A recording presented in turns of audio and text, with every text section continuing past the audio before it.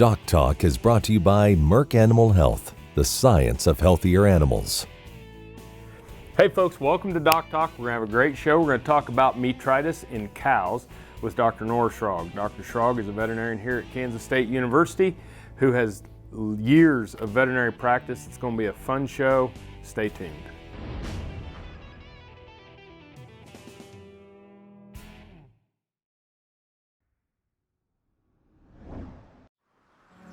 As dependable as the sunrise, in dairy parlors, open pastures, on ranches and feed yards across America.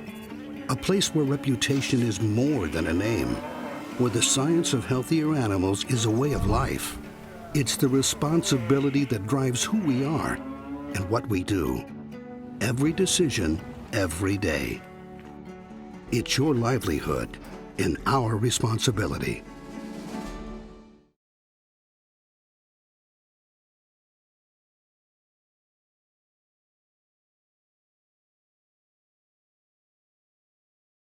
Closed captioning brought to you by Colostrix Colostrum Supplement and Replacer. Proven to provide essential immunity and help prevent scours from E. coli. Trust your newborn calf health to Colostrix from AgriLabs.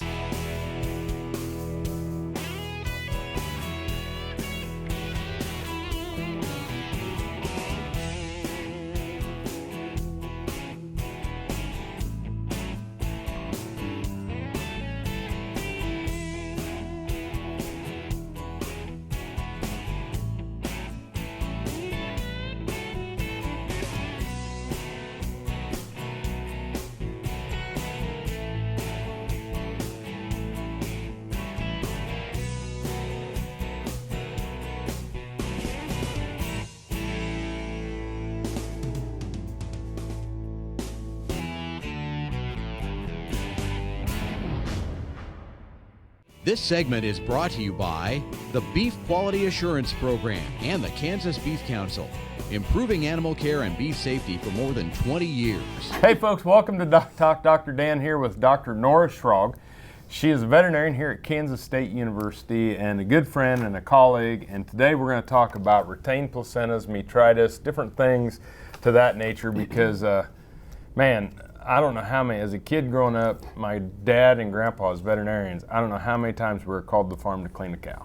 Yep, and it happens, especially this time of year where we've got all these calves hitting, and it's an exciting time of year, but retained placentas can be really frustrating and can lead to what we call metritis, which is what we're going to talk about today. Yep, so kind of talk to me about, let's just start out what normally happens after a cow gives birth and what is a normal happening. So normal process of giving birth, there's all kinds of hormones that have to cascade and a bunch of different ones, and we're not going to get into all those, but normally they all have to happen at the right time and the right amount. So anytime we have something like a dystocia, or sometimes if the calf doesn't get up and suck later, we can have a disturbance in how those hormones are happening. So that's one thing that has to be absolutely right. And then as that calf is born, there's a bunch of fluid that comes out that should flush the uterus out. As long as we're not having to reach our hands in there for a dystocia, then that helps clean it. And then the other thing that really helps is once that calf gets up there to suck, when he starts nursing, that releases oxytocin, which is a really important hormone, and that contracts the uterus down, and that makes it smaller, and that decreases the time that that's open and available for bacteria to get in it. So. Gotcha. So, I mean, obviously, things that cause metritis. What about the retained placentas? I mean, so retained placenta. So normally, why do they happen, or why do retained placentas? Yeah. So normal process is the calf comes out, and then we expect that in at least, we usually say less than 12 hours, the placenta should come out, and that means it has to detach from where it's attached to the cow's uterus, right? And that detachment process depends on hormones to allow that separation. So if that happens normally, great, it falls out and the cow can clean up her uterus and there's nothing in there. If it doesn't fall out in time, then bacteria have a route to get in. It's sort of treated as foreign material in her uterus, and that's what sets up that really nasty smell that we're used to smelling when they're hanging out. Gotcha. Well, we have just a minute to go. when you have that type of thing, it used to be we'd run to the farm and take them out. What's the thought process today? So we can talk about treatment a little later, but I think really the important thing is we used to pull them out, and that detachment process needs to happen naturally. If we pull them, what happens is we end up leaving little pieces in there, and that can be worse. Good. Well, it's good information, folks. An expert on the topic is with us today. We're going to come back with Dr. Nora Schragg here after these messages. Thanks for joining us on DocTalk today.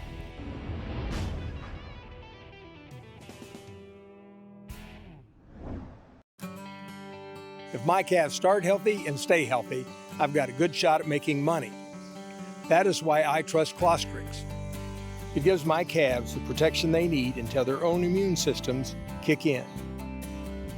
Calf raisers trust Colostrix colostrum supplements. Colostrix is USDA licensed and proven effective. When your money is on the line, trust Colostrix.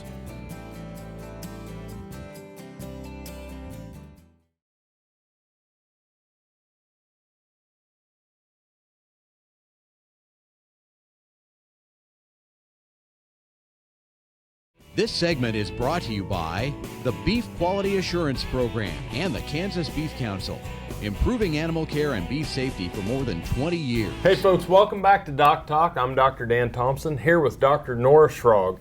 We're at Kansas State University's College of Veterinary Medicine, and we're talking about metritis, retained placentas, different things like that. And so we talked about normal, what's going to happen normally, spitting out the placenta, shrinking down, no infection, just move on. But there are times when we have things that are abnormal. Absolutely. So let's start. The first abnormal thing we could have is that calf actually doesn't come out and we have to assist it, right? And so whenever that happens, the timing might be delayed, and that can mess up her natural hormone cascade. And also, if we have to reach in, then we're introducing possibly bacteria. And at the same time, if we have to manipulate a calf or move something, we're putting pressure on things. So not only do we have the chance to introduce bacteria, but then we might be bruising that tissue. So just in a dystocia, that normal process doesn't quite have a chance to do its thing, and we're at higher risk for bacteria entering and staying in the uterus. Okay, so we should probably have a pretty good eye on these cows that we're going to pull calves in. Yeah, I think that the risk is higher, so if you pull the calf, then that cow is one you want to watch. Make sure she actually gets rid of her placenta. If she doesn't, keep watching her. They're ones you want to make sure keep eating, for sure. Okay, what are some other abnormal?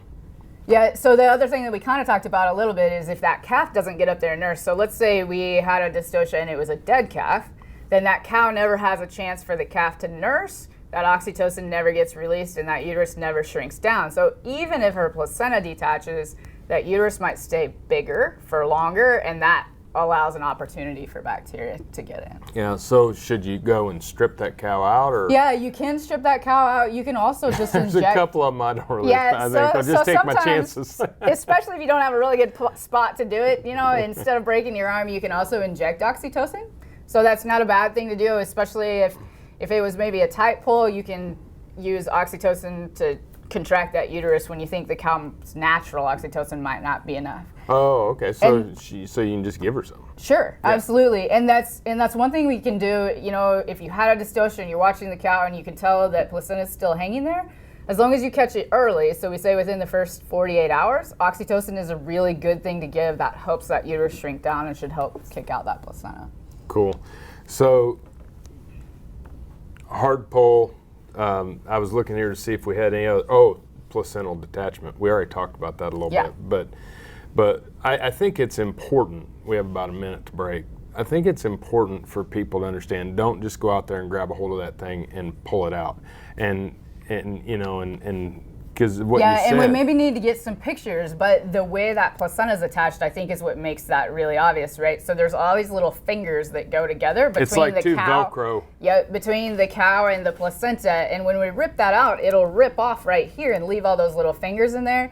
And that is a perfect environment for bacteria. And that's what makes those infections so nasty. So, it is tempting, and that big old thing is hanging there and it smells terrible. a little bit of light traction on it, but if it doesn't come just super easily, the other thing that helps is to tie it in a knot so she's not stepping on it, because sometimes the cow will actually pull on it herself, and we don't want that to happen either. So a lot of times we'll tie those up in a knot so the weight can pull on it slowly, but she's not stepping on it and yanking it up. Perfect. We're going to take a break, folks. When we come back, we'll talk about clinical signs and treatment for metritis in cows.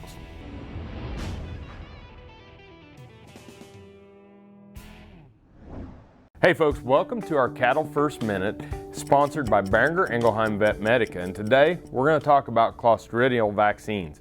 And one of the things about clostridial vaccines is many times it's called, in layman's term, blackleg or something of that nature. But when you hear someone say, I'm going to give a 7-way blackleg, that is the vaccination for clostridials. Now, all of us that are watching this show are also vaccinated for a clostridial that's very common in our environment, called Clostridial tetani, and that is tetanus. So tetanus is a clostridial vaccine that humans and cattle alike receive.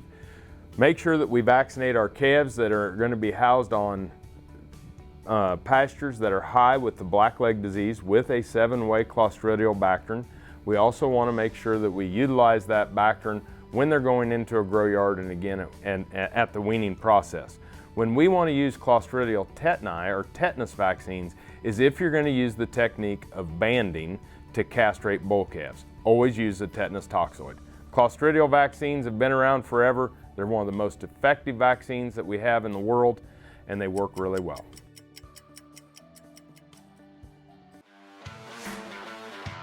You spent countless hours building a strong operation. But when it comes to trichomoniasis, the odds are stacked against you. It takes just one infected bull to take down the whole herd. Damage could include open cows, lost pregnancies, and lost profits. The good news is with TrichGuard, a herd doesn't have to feel like a house of cards. Mark your calendars for Tuesday, March 26th in Beloit, where the first ever Stock Growers Field Day will be held by K-State Research and Extension, the Kansas Livestock Association, and the Kansas Bull Test. The event will be highlighted by a market outlook from Cattle Facts as well as a presentation from well-known reproductive physiologist Dr. Rick Funston, where he speaks about increasing production efficiency. From there, we'll also play host to over 30 ag-based businesses in the trade show and enjoy breakout sessions where producers can listen to speakers on topics that apply directly to their operation. This event should cater to producers of all size and scale and offer a social aspect as well, so we look forward to seeing you there for the inaugural Stock Growers Field Day in North Central Kansas.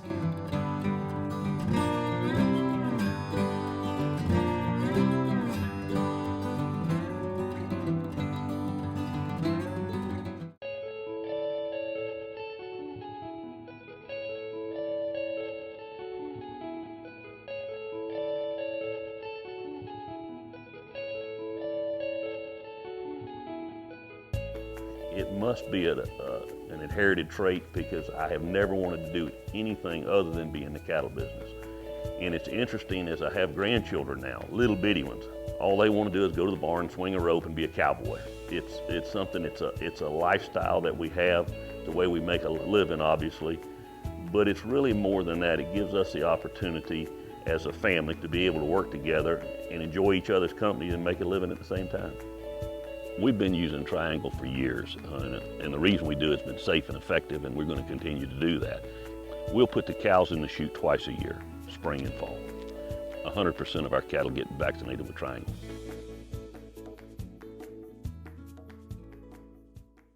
Valley Vet Supply is devoted to providing information and professional quality products at reasonable prices. Valley Vet Supply. This segment is brought to you by the Beef Quality Assurance Program and the Kansas Beef Council, improving animal care and beef safety for more than 20 years. Hey folks, welcome back to DocTalk. Dr. Dan Thompson and Dr. Nora Schragg, and she's someone that is on the show quite often because of her knowledge, because of her personality, and because of her passion for veterinary medicine. I've known her for over a decade and always pleased to work with her.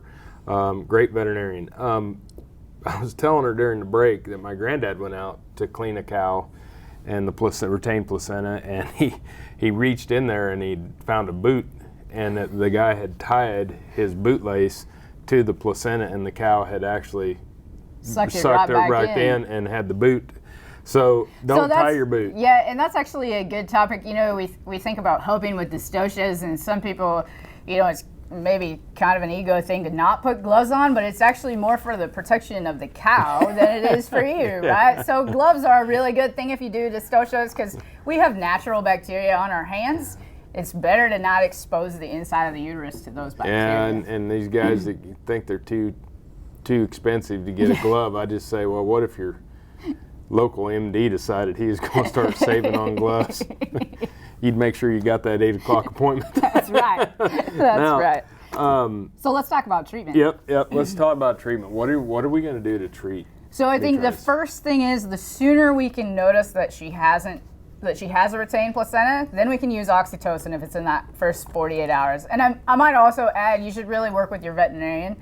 You know, there's a few area specifics, and they're going to have some good suggestions for your particular farm. So as we talk about this, we're really talking in general, but talk with your veterinarian. So in the first 48 hours, we can give oxytocin. It's a shot in the muscle that'll help that uterus contract down. If it's after that, then it doesn't do us much good. We can give all the oxytocin we want after 48 hours. It's really not going to have an effect, because there's no place for that drug to go in the uterus. It just doesn't work. So it's a waste of money after that. But after that, then we can do a couple of things. So one would be very closely monitor that cow that she's eating. If the cow starts looking depressed, or she's kind of getting slower than everybody else, or not eating, then we want to think about taking her temperature, seeing if she needs some antibiotics. Because really, that's how we're going to treat this. If we get a true infection in there, antibiotics are our best choice to get rid of that infection. So are we just going to give an injection of antibiotics? You know, we've heard all the tales of uterine infusions and Sure. So for a long time, and I did this a lot growing up on a dairy, I would infuse cows, and we've kind of learned over the years that that's maybe not our best option. It can get rid of the infection, but a lot of those drugs that we use to infuse are pretty irritating, and so we might get rid of the infection quickly, but then that cow's time that it takes her to breed back is actually longer in the end. So usually we're treating these with systemic antibiotics. Okay. And obviously the veterinarians will know bugs, pathogens. Yep. And you'll have to get a prescription for the antibiotics anyway. Yeah. So and really it depends. So there is a little bit of difference in beef versus dairy, which antibiotic might make the most sense. So definitely talk to your veterinarian about that. Absolutely. Well, folks, when we come back, we're going to do a wrap-up with Dr. Nora Schragg. We're going to talk about outcomes of these cases and what you can expect if your cow has metritis.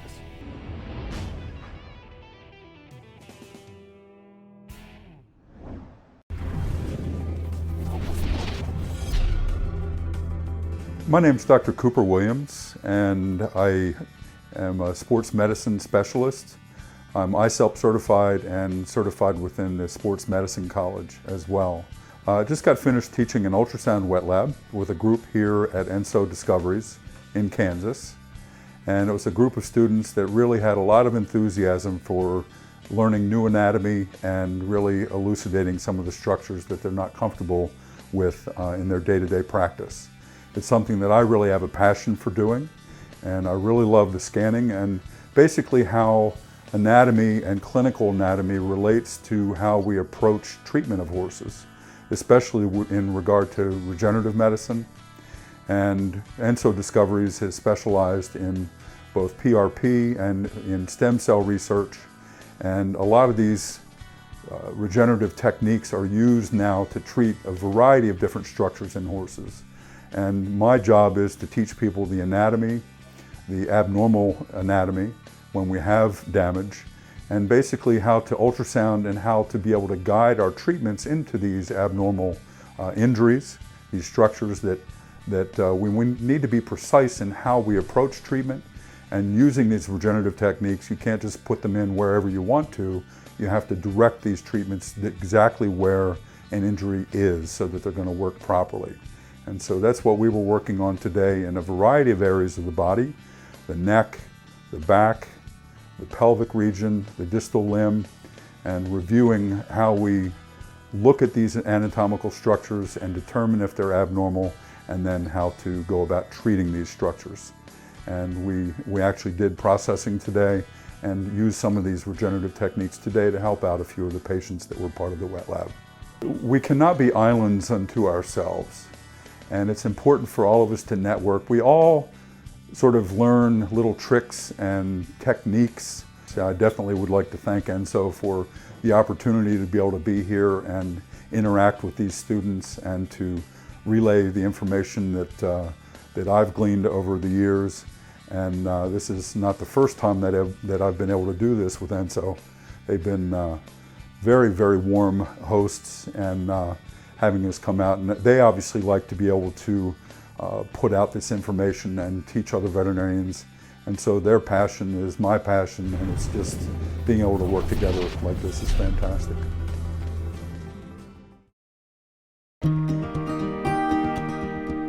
When you're in the cattle business, no matter how much it's a business, it still starts with cattle.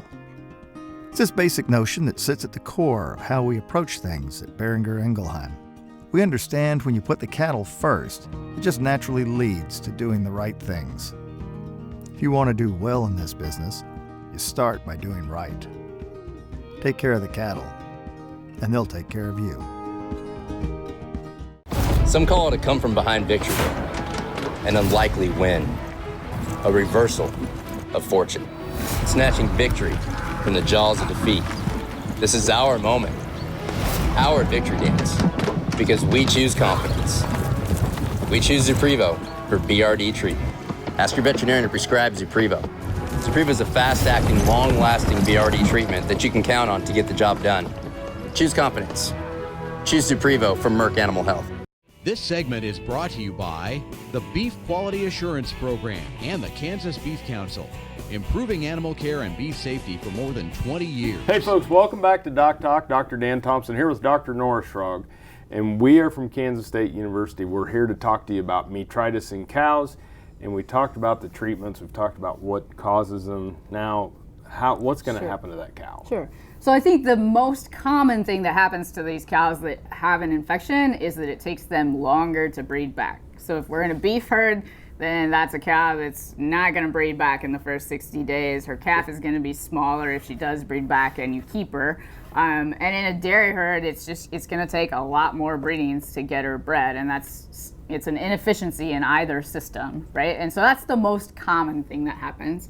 Kind of the worst case scenario is if we don't notice that cow's a little off feed or she's feeling a little sick and we don't get her treated with antibiotics soon enough, she could end up dying. This can end up being a really severe infection. Because some of these can go septic, right? Right. I mean, so we've got a couple of things that the infection might stay within the uterus, and those cows are the ones that are slow to breed back, and eventually their natural immunity can a lot of times take care of that.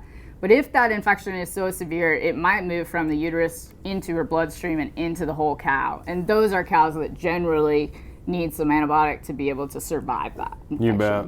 Well, I think that, when we're looking at, any kind of disease, would you say that the sooner we recognize it and the sooner we treat it, the better chance we have of recovery? Absolutely. Well, and that's especially true with this, right? If we can treat it with oxytocin and get rid of that placenta, then our outcome is often a lot better. Sometimes we don't even have to move to an antibiotic, which is going to be more expensive. And that's the reason why some of the dairies take the rectal temp of all the cows coming through the first 10 days of milk, absolutely. right? And another thing I might bring up, we use anti-inflammatories frequently. So a common one would be Banamine. Mm-hmm. And we've noticed in dairy cows, we gave it to all of them thinking that, if we have a dystocia, then we might decrease that cow's pain and help her get back going faster. And we actually noticed that increased our metritis rate because the Banamine actually interferes with that detachment. So there's a lot of complicated things happening here. It's important to just remember anything we do, we need to be talking to our veterinarian and paying attention to what other effect that might have. Yeah, well, it's all great information, and I'm very thankful that you would be on the show today. Folks, Dr. Nora Schragg, Thanks for watching DocTalk, and remember, always work with your local veterinarian. If you want to know more about what we do here at DocTalk, you can find us on the web at www.doctalktv.com. Thanks for watching the show. I'm Dr. Dan Thompson here with Dr. Nora Schragg, and we'll see you down the road. Closed captioning brought to you by Colostrix Colostrum Supplement and Replacer. Proven to provide essential immunity and help prevent scours from E. coli. Trust your newborn calf health to Colostrix from AgriLabs. For more information about this program or previous programs, go to DocTalkTV.com. DocTalk was brought to you by Merck Animal Health, the science of healthier animals.